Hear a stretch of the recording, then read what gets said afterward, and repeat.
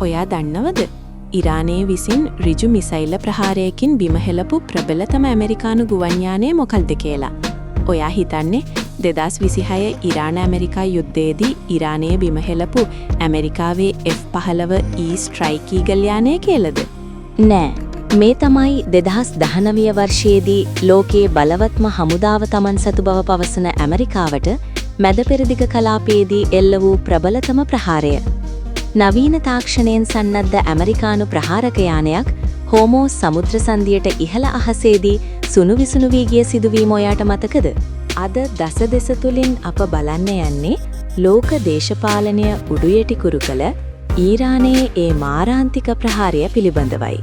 ඉරාන ගුවන් සීමාවට එතල වූ බව කියන ඇමරිකානු ඔත්තු බැලීමේ යානය ඉරාන මිසයිල පද්ධතියක ඉලක්කයක් බවට පත් වුණේ ඒක මොහොතකින්. මෙහිදී විශේෂම කාරණය වන්නේ ඇමරිකාවේ රේඩාර් පද්ධතිවලට පවා හසු නොවන තාක්ෂණයක් සහිත යානා පවා ඉරාන ප්‍රහාර හමුවේ අසරණ වීමයි. ඇත්තටම ඉරානයේ විසින් බිම හැලන ලද ඒ අති නවීන යානය මොකද්ද? ඒ තමයි ඇමරිකානු ඩොලර් මිලියන 220කට වඩා අධික පිරිවැයක් දරා නිපද වූ ලොව ඇති දියුණුම සහ මිල අධිකම නියමුවන් රහිත ඔත්තු බැලීමේ යානය වන RQ-4 Global Hawk යානය. මේ යානයේ ඇති බලවන්තකම කොතරම්ද කියනවනම් අඩි 70000කට වඩා ඉහළ අහසේ පියාසර කරමින් ශ්‍රී ලංකාව වැනි රටවල් කිහිපයක් එකවරක් ස්කෑන් කර දත්ත ලබා ගැනීමේ හැකියාව මේ යානයට තියෙනවා. රේඩාර් පද්ධතිවලට හසු නොවනසේ නිර්මාණය කර ඇති මෙය සතුරාට නොදැනී දේශසීමා ආක්‍රමණය කර රහස් තොරතුරු ලබා ගැනීමට ඉතා දක්ෂයි. ඒ වගේම කාලගුණය කොතරම් අයහපත් වුවත් ඝන වලාකුළු අතරින් පවා පොළවේ ඇති කුඩා වස්තුන් ඉතා පැහැදිලිව ඡායාරූපගත හැකි අධිතාක්ෂණික සංවේදකවලින් මෙම යානය සන්නද්ධයි. මේ වගේ අති ප්‍රබල යානයක් විනාශ කරන්න ඉරානය භාවිතා කරලා තියෙන්නේ මොනවද? ඉරානය ඔවුන් විසින්ම නිපදවන ලද තර්ඩ් කෝඩදත් වැනි දේශීය මිසයිල පද්ධතියක් තමා මේ විනාශය කරන්න භාවිතා කරලා තියෙන්නේ. මෙයින් ලෝකයටම දුන් පණිවිඩය වුණේ ඇමරිකානු තාක්ෂණීය අභිබවා යන ආරක්ෂක පද්ධතියක් ඉරානීය සතු බවයි.